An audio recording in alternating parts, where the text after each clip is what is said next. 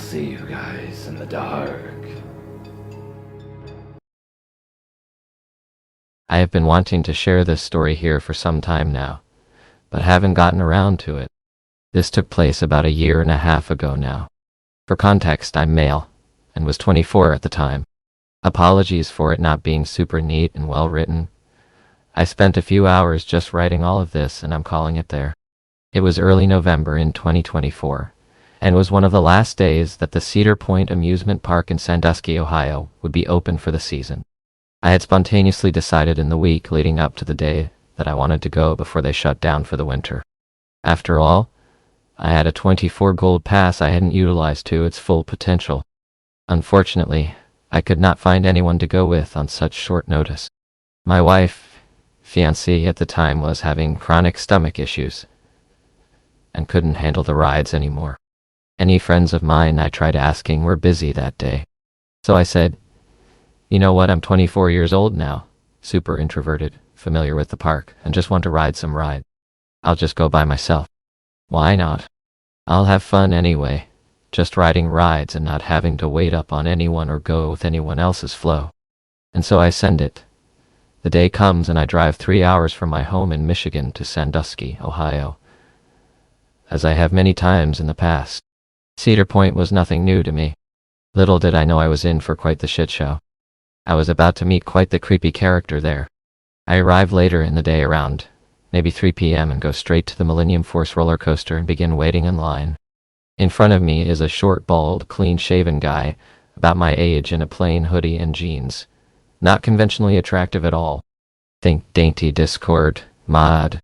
He strikes up some small talk with me about the coaster, which I entertain, perhaps too enthusiastically as a total Cedar Point geek. As the line progresses, this rapidly evolves into him opening up to me about him being autistic, claiming savant style, and that he was smarter than most people. Asking my thoughts on that. Asking a lot of random questions about me.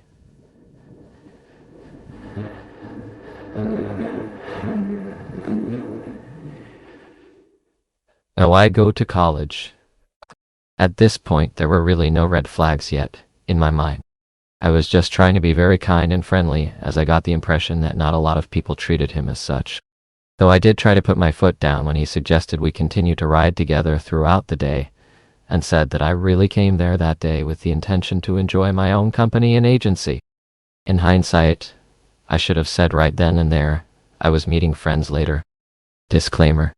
From here on, I have absolutely no backbone, comedically so, and make some really stupid decisions in the name of trying to be nice and unoffensive to this guy. I have always had a tendency to be pretty submissive and people-pleasing. I want to say that I am painfully aware of how dumb and spineless I was from here on in this story, so please try not to rub it in too hard, lol.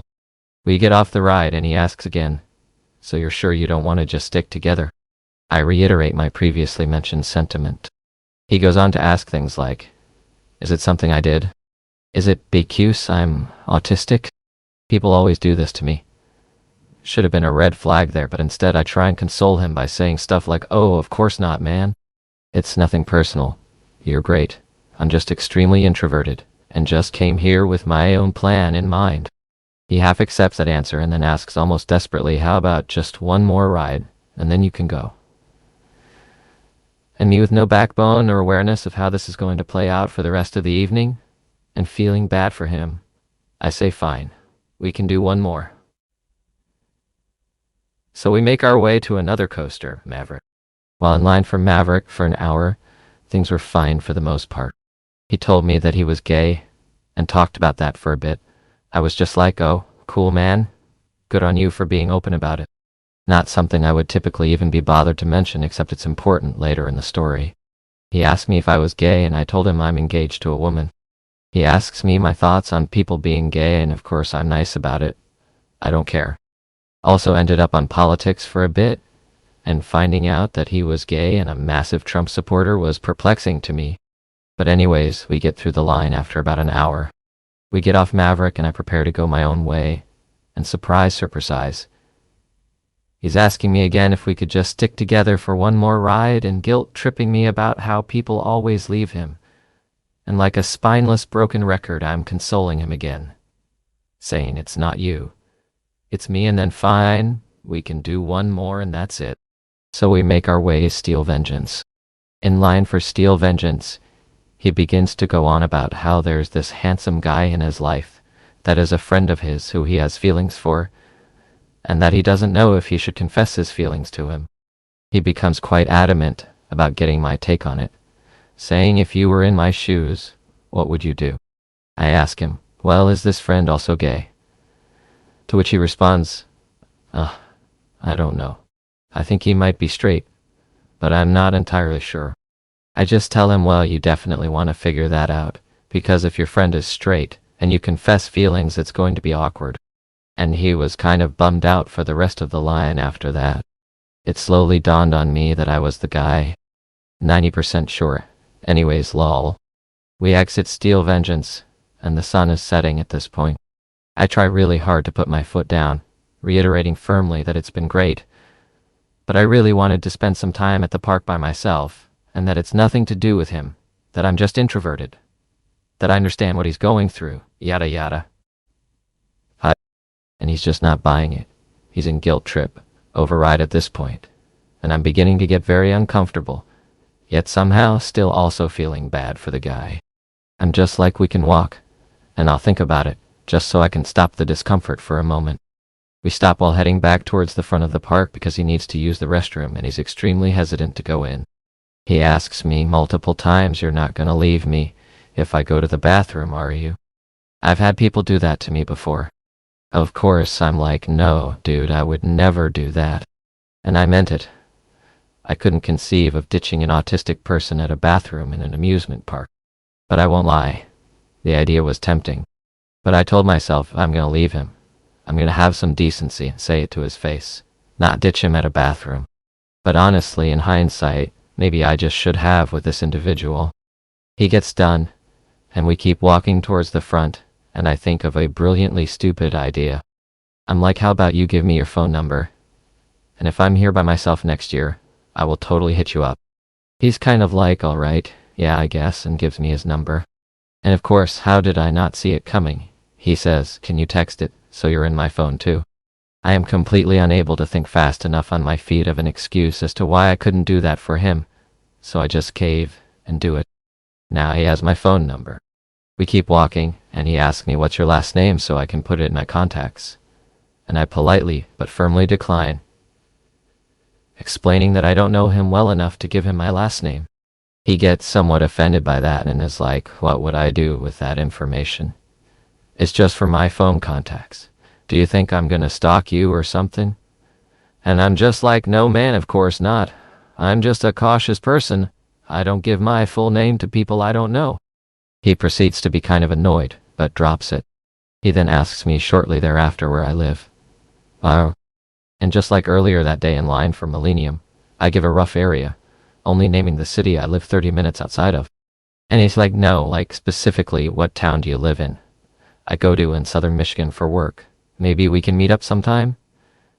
And again, I have to be like, look man, I don't know you very well, I'm not comfortable sharing that with you. He gets offended again, like I'm making him out to be some creepy stalker, and says we've gotten to know each other all day. You can trust me with that? He proceeds to pull up Google Maps on his phone and show me exactly where he lives, even zooms in on the house and is like, see, now you show me. And still I hold my ground because I'm dumb, but I'm not that dumb. And again he's irritated, but he drops it. At this point I'm mentally and emotionally exhausted, and also getting kind of scared. It's become clear that this person is deeply insecure, and I'm not sure what he's willing to do if I make him upset enough. And I'm 24 by myself, a whole state away from home and anybody I know. And it's getting dark out. At least I'm in public, thank God. So I begin to just bullshit, and say that my fiancée is not feeling well, and I want to get home to take care of her. He kind of understands but also half disregards it, and is like, please, on last thing I swear, just ride the power tower with me before you leave. He does his same guilt trip ritual, and I don't fucking know why at this point, but I cave. Maybe because I'm exhausted, uncomfortable, and low-key scared at this point. I've never even been on the ride. Honestly, kind of scared of the ride. But it's like I'm paralyzed at this point, on unwanted autopilot. We get in line, and he's over the moon. He begins to prattle on about how he loved to ride this with his ex-boyfriend. And so now picture me standing in line with this gay autistic creeper who's all giddy now, probably fantasizing about me. I'm standing before a ride shaped so much like a penis. It's uncanny. I'm terrified to ride it. I'm kind of terrified of him and beginning to question at what point am I justified in laying this autistic guy out flat in public. And all while just feeling like such a pitiful, spineless coward for letting it go this fucking far. We board the ride, and as we're slowly ascending into the sky, he begins to question if he's making me uncomfortable, and says that he always feels like he makes people uncomfortable and pushes people away. I don't really know why, but I kind of switch my tone a bit now, and I decide to be real with him, thinking maybe I would get through to him. I tell him, look man, it's not your fault, because understanding social cues and reading people's emotions is hard with autism. I understand that, I really do. But when you guilt-trip people for wanting to leave and have their own agency, and ask very personal questions, day one of meeting a total stranger, you're going to make them uncomfortable and push them away. The ride drops us out of the sky and bounces us a few times. We get off and he's kind of quiet and seems confused. We're walking now on the main midway at the front of the park, and he kind of starts to rationalize his behavior and explain why he still doesn't understand why people leave him. I kind of just calmly reiterate what I said on the ride, and he goes quiet again for a minute. He stops and looks down. I stop and glance over at him. He slowly looks up at me with a sinister-looking face, and says slowly, "Do you ever just drive real slow past a friend's house and just watch them?" And I respond in a very concerned tone, no. I have never done that," and keep walking. Thinking like, okay, shit's getting serious. I need to break this off now. And if I can't, it's fight or flight. I sprint out of here, or if he gets threatening and touches me, I defend myself. He starts to backpedal and act like the slow car stalking thing was supposed to be a funny joke. And I just turn to him and I'm like, "Look man, this has been real great. I had fun. It was nice to meet you. But I have to go now, bye."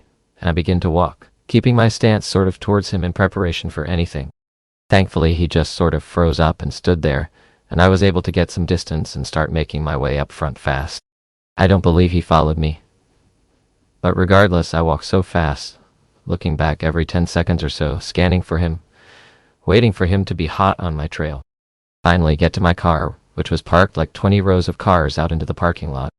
Got in my car, locked the doors, let out the most exasperated "what the fuck," and called my fiancée. She calmed me down and we laughed about it as I began to drive home. All the while still paranoid, and remaining to be for the coming weeks, months. Wondering if he had enough information like first name, birthday, 20 miles range of where I lived, phone number, where I attended school, chain I worked for, as well as willingness and smarts to find. A year and a half later though, and I haven't gotten a single text or call from him, or any indication of being stalked, and I keep a gun in our apartment now partially due to that encounter. I know that I was incredibly dumb, naive, and cowardly throughout this entire day with this guy. It's honestly quite embarrassing even to this day that I let that happen, and that I let it progress to the point it did, before actually putting my foot down and walking away. I let it ruin a whole day I had planned for myself, enjoying my favorite fun pastime. At the end of the day, it was a great lesson in setting boundaries with strangers, who are kind of odd, while in a different state, alone. I'm honestly thankful for the experience now, because if that hadn't happened and played out the way it did, who knows how else I would have had to learn that lesson.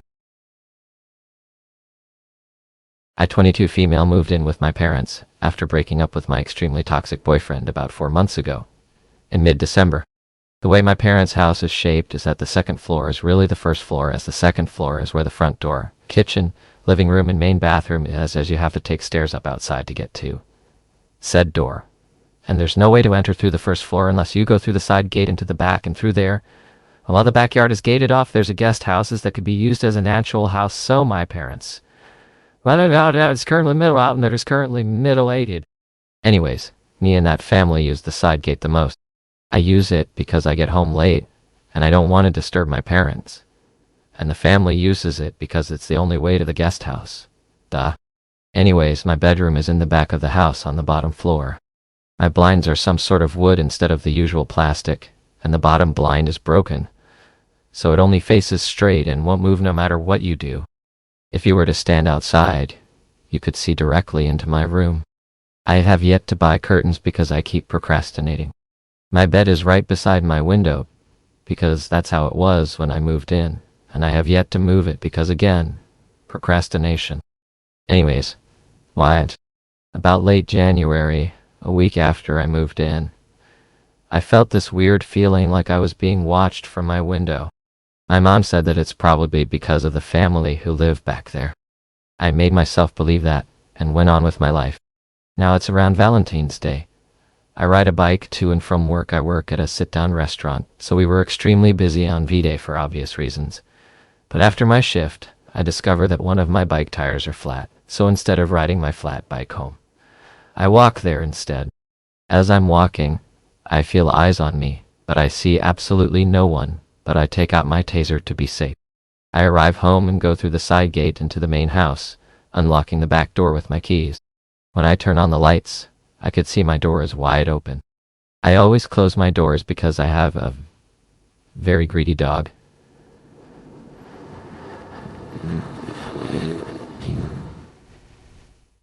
And a stash of chocolate he could sniff out and devour in seconds, so my heart sunk to my ass. Again, the way my parents' house is set up, everything important is on the second floor, so. On the first floor, when you enter from the back, you step into an open space that my parents filled with boxes, and you can see that layout of the bottom floor. There's a small bathroom on the right, then my room, my dad's office, then the stairs on the opposite end of the hallway. From where you stand when you first enter, the first room you'd see is the middle one, aka mine. So I obviously knew my door was open, not a trick of the light. Despite everything in me telling me to go upstairs, I still went inside and got dressed and passed out minutes after I got in bed. The next day I woke up and did everything I do daily, like go to work. Instead of taking my bike, I asked the husband of the couple if he could drive me to work on his way to his work, because I knew we went the same way since I remember he told me once. He agreed and drove me to work. On our way, I asked if he noticed anything weird going on in front of my window, or if he saw anyone enter through the back last night. He said no, that's that. Now, fast forward to last week. I'm in bed, enjoying my day off, watching movies, and I didn't even realize night came until my mom came into my room, asking me to turn down the TV so she and my dad can sleep in their bedroom is right above mine, and I agreed.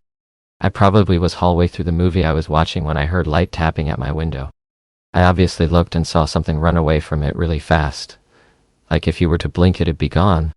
I thought nothing of it. Probably an animal or something. Then at around 1 a.m. I felt something watching me, so I looked but saw absolutely nothing. I finished my movie and turned off my TV, so my room was pitch black. I was probably asleep for 2-3 hours before I heard tapping at my window again. But since my brain was foggy from waking up, I thought it was my dog at my door and ignored it until I rolled over to face my window and saw the shadow of a person standing there. I felt my body completely froze as I watched this thing tap my window. I probably watched it in fear for a good 10-15 minutes before the person left, and I managed to grab anything important: pillow, blanket, phone, charger, fan, and dog, and run upstairs and set up on the couch. I have only gone in my room during the day now and refuse to walk to or from work. I sleep on the couch in the living room because I'm terrified to be watched while I sleep. In my freshman year of high school, I was part of a program in the U.S. that teaches high schoolers about the military. Students were required to join a team, like drill or marksmanship, and we traveled to schools across Washington, Oregon, and Idaho to compete. We spent so much time together practicing, on bus rides, and on field trips that we all grew close, especially within our own school. but that sometimes that friendship isn't a good thing. There was a junior who helped me rank up and made me his assistant. We were close friends, hanging out often because we were in the same club. Then things got weird. He started lingering too much, leaving gifts in my backpack, notes in my locker, and snacks on my desk. The gifts and snacks could have been passed off as friendly, but the notes were unsettling. I burned them years ago, but I remember some of them. I wish other people liked me like you do. You care about me so much. Or, I saw you walking with some kids yesterday. Who were they? I was just a nanny walking kids home from school. He was always close behind me, and it started feeling like I had eyes in the back of my head. The notes escalated into poems that seemed sweet on the surface, but were clearly possessive. You're mine. You're made for me, and I for you. He also started putting things in my backpack that I never mentioned needing. Gifts I hated because I didn't want anyone to think I expected them. But he always knew. We traveled to a competition across town. An overnight stay where we slept in classrooms. By then, I had confided in one other girl, but I was terrified no one would believe me. He followed me everywhere, and I didn't sleep that night, knowing he was just across the hall. The bus ride home was terrifying. My phone was at 80% when we left, but after a 15-minute ride, it was dead. So was my portable charger. I still don't know if that was a coincidence or if he had some play in it, but I was stranded. I couldn't drive yet, so I depended on my parents, who I couldn't reach. Desperate, I accepted a ride from him, even though it was a terrible idea. Almost everyone else had already left, so what else could I do? He knew where I lived. That's all I could think about that night. And worse, he lived a block away from me. For about a week, things seemed to go back to normal. Then he got bold and asked me out over text. I politely declined. I was in a relationship and he knew it. He responded by lying, telling me he had brain cancer, and that I was his last wish. Obviously, it was BS. After that I blocked and ignored him as best as I could. The gifts and notes continued, but the notes grew more possessive and scary. If you really cared about me, you'd talk to me. Normal stalker behavior. Then suddenly, it stopped. For 2 weeks I thought it was over. But, early one morning around 2 a.m., I woke up to a light tap on my window. I assumed it was a cat needing back in. But when I looked, there was a face staring back at me. I ran to my dad, screaming about a face in my window, but by the time he checked, he was gone. That's when I finally told the jury instructors I showed them months of notes, and told them everything. They had a hard time believing me at first. Then I found another note in my locker. You look pretty in your sleep. That one has stuck with me for years. I still get chills thinking about it. I had blinds, and my curtains clipped to my wall so there wasn't gaps, and my bed was right next to the window. He had gone out of his way to open the window, move the blinds, and unclip the curtains just to look at me. When I explained this to the instructors, they finally believed me. They told me to collect as much evidence as I could and write out everything he'd done. I didn't have cameras around my house, so I couldn't prove he'd come at night. But my neighbor did. He sat with me and watched the footage, and there he was, seen walking up to my house at 2 a.m. and leaving around 3 a.m. He'd watched me sleep almost every night for a month. When I turned in the evidence, another girl who'd overheard us talking confessed that he'd been creepy with her too. Then another. Then 5 more. But he only came to my house. The others received gifts, notes, and heard the same lie about cancer. But he never watched them sleep. We gave all of our evidence to the principal, who, with our permission, turned it over to the authorities. One girl even planned to sue him for emotional distress. Then he disappeared. When news spread, none of us heard anything. I checked local obituaries out of fear he might have actually been sick, but there was nothing. 7 years later, there's still no record of him or any member of his family. No trace at all. Even though I've moved far away, I still get that chill down my spine, like I'm being watched at night. I know I should be grateful, but how did he just vanish? I sold drugs when I was younger. That harmed my community. It harmed a lot of people, not just the people I sold to. It also affected their families. I do not make excuses. I can't undo my actions from the past. All I can do now is take ownership of my mistakes and try to help others. Especially as a girl, I knew that selling drugs would be a risky business. I thought I could avoid those risks by being selective and careful. I only sold to people I already knew and trusted. It wasn't that simple though. My customers told other people, and other people contacted me. It was hard to say no to the money. That's how I met Jerry. Jerry had a crush on me. It was obvious, but it felt harmless in the beginning. I think the first red flag was when he started paying me tips. He would pay me for his orders, and then he'd pay me a tip on top of that. One day, he asked me my shoe size. I told him clearly, please do not buy me any shoes. He still showed up with a pair of rhinestone heels the next time he was picking up an order. He said he had already bought them and they didn't accept returns. I was pressured, and just accepted them. I was a lot more naive then, but I still understood that situation was going to create problems. He was going to expect something in return. It also worried me that he always had power to report me to the police. I used to put my phone on silent every night before going to sleep. I still do that actually. One morning, I woke up and saw at least 20 missed calls and more than 50 unread messages. They were all from Jerry. He was mad because he found out I had gone to Disneyland with a boy. His messages said things like, "You are so ungrateful after everything I did for you. You are nothing but a two-faced bitch. You are dead to me. Do not ever contact me again." I wish I could say I wasn't bothered by any of that, but I was. I was afraid of being on his bad side because he could report me. His words were also hurtful, and I felt that.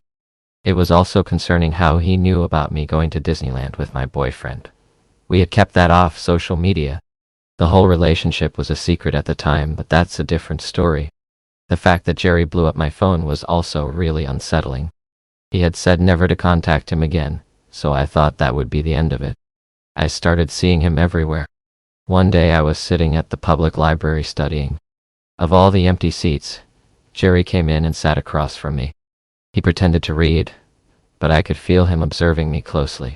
Another time I walked out of a manicure appointment, and he was standing right outside. I was already having really high levels of stress about getting arrested. I kept hearing stories about other local dealers getting arrested. It reached a point that every time I left my house, I wondered if that would be my last time. Jerry's behavior made my stress even worse. Now I was also afraid for my physical safety. All that stress together was too much for me to handle. Even after years of therapy, that still weighs on me to this day. One day Jerry approached me while I was about to enter a grocery store. He asked if I wanted to hear a poem he wrote. I said no thank you, left my cart there, and immediately ran to my car. Later that day, I asked my boyfriend for help, and my boyfriend said he would take care of the situation. He brought some friends with him and they confronted Jerry. As far as I know, they didn't hurt Jerry, but they intimidated him enough to make him leave me alone. By that point, I knew I needed to leave that business. It really wasn't difficult to stop selling. I just told everyone I wasn't going to do it anymore. My customers had built a bond with me by that point, so some of them were a little disappointed. But I was by no means the only dealer in the area. I'm sure they found someone else to buy from. I hope they didn't actually, but they probably did. I have no idea what happened to Jerry after that. The silver lining in all of this is that Jerry really made me think about my safety. I avoid situations where I can't access help. Me and two of my friends were inside when there was a blizzard outside in an often quiet neighborhood, with mostly elderly people. We were babysitting my uncle's dog. We watched a couple horror movies and then at 2 a.m. decided to go for a walk in the forest. We saw some weird things and heard footsteps behind, but we ignored it as our imagination, until in the end of the trail there was a bunny shape on the tree. Someone had made a bunny of snow on the tree. While we walked the forest path, we went quickly inside and were kinda scared, locked all doors except the upstairs. Later that night, we heard footsteps around the house, and even the dog reacted. At 5 a.m. one of my friends decided to leave and go home. When he stepped outside, he heard there was music coming from the shed. We went to check and heard a bang sound when we opened the door. We shut down the radio and locked the door and ran inside. Now keep in mind the radio is a expensive high-tech radio made for cold and rough areas. Me and my friend started to try sleeping when we remembered upstairs. We went there with knives to check. We only checked one room and backed away, since if someone was there he could easily kill us from the back or sneak downstairs. At 6 a.m. we decided to sleep. But when I tried to get sleep, I realized someone walked past the front door, a large shadow that went to the backyard. I was scared but ignored it as my imagination. At 8 a.m. I woke up to a bang sound upstairs. Didn't go check. At 11 a.m. we both woke up, and I realized our blinds weren't completely closed. There was a large enough hole for someone to stare at us while we slept. I checked outside the window, and there was footsteps leading to the window. Someone watched us sleep. In the morning we checked upstairs and found nothing out of the ordinary. This spooks me out still. If you enjoyed this video, please subscribe, like, and hit the bell for notifications on future videos, and become a stalker of the night. And I'll see you next time.